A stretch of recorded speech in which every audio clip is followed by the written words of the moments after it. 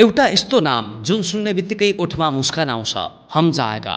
यो एउटा हास्य पात्रको नाम मात्र होइन, यो दार्जिलिङ, सिक्किम, नेपाल र पूर्वी हिमालय क्षेत्रको एउटा जीवित लोककथा हो। कतिपयले त उनलाई काल्पनिक पात्र मात्रै सम्झिन्थे, तर आज हामी त्यही वास्तविक मान्छे दलबहादुर गुरुङको कथा लिएर आएका छौँ, जसले आफ्नो कला र हिम्मतले एउटा सिङ्गो पुस्तालाई हँसाइरहेका छन्।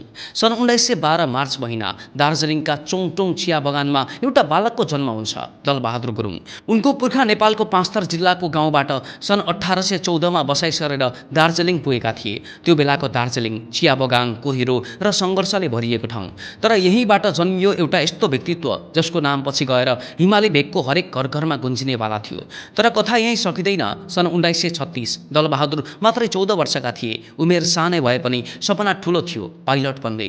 घरबाट भागेर उनी कलकत्ता पुगे, तर कमजोर शैक्षिक पृष्ठभूमिका कारण त्यो सपना पुरा हुन सकेन।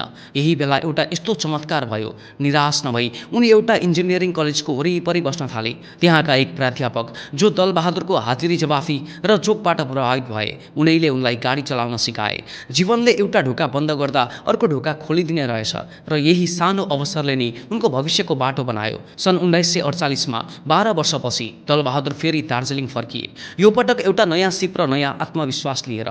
दार्जिलिङ फर्किएपछि दलबहादुरले दोस्रो विश्वयुद्ध पछिको एउटा पुरानो ल्यान्ड रोभर लिएर ट्याक्सी चलाउन थाले। यो बेला टाइगर हिल र टुम्लिङ जाने बाटो साह्रै खराब र हिलाम्बे थियो। धेरै ड्राइभरहरू त्यहाँ जान डराउँथे, तर दलबहादुर फरक थिए। पर्यटकले सोद्धा यो हिलो बाटोमा को जाला त? उनी हाँस्दै जवाफ दिन्थे, हम जाएगा, म जान्छु। र साँच्चै उनी नै पहिलो चालक बने जसले गाडी लिएर टाइगर हिलको टुप्पोसम्म पुर्याए। यही आत्मविश्वास र बोलीले नै उनलाई सधैँको लागि हम जाएगा उपनाम दिलायो। एउटा नाम जुन उनको वास्तविक नामभन्दा बढी प्रसिद्ध भयो। हम जाएगाका जोकहरू यति चर्चित भए कि तिनीहरू 3वटा पुस्तिकाको रूपमा छापिए। कतिपय ठगहरूले त नक्कली संस्करण पनि बजारमा ल्याए। यसैबाट अनुमान लगाउन सकिन्छ उनको लोकप्रियता कति फराकिलो थियो भनेर। उनका जोक र किस्साहरू यति रमाइला हुन्थे कि धेरैले त उनलाई साँचो मान्छे नै मान्दैनथे, काल्पनिक पात्र सम्झिन्थे।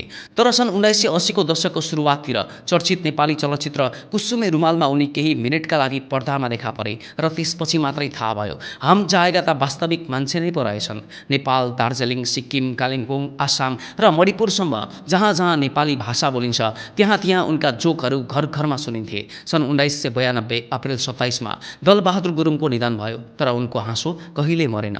आज दशकौँ पछि पनि फेसबुक र युट्युबका पानाहरूमा उनको जोकहरू नयाँ पुस्ताले पढिरहेका छन्, सुनिरहेका छन् र हाँसिरहेका छन्। उनको जीवनले एउटा सरल र गहिरो पाठ सिकाएको छ। सपनासम्म नपुगे पनि, बाटो बन्द भए पनि सकारात्मक सोचले नयाँ बाटो पहिल्याउन सकिन्छ। पाइलट बन्ने सपना पुरा नभए पनि उनी आफ्नो क्षेत्रका मानिसहरूको मनको पाइलट बने। साँचो सफलता भनेको ठुलो पद वा पैसा मात्र होइन, आफ्नो हाँसोले अरूको जीवनमा उज्यालो ल्याउनु पनि त हो। दलबहादुर गुरुङ उर्फ हम जाएगा। तपाईँलाई हम जाएगाका कुन कुन जोकहरू याद छ? कृपया कमेन्टमा अवश्य बताउनुहोला।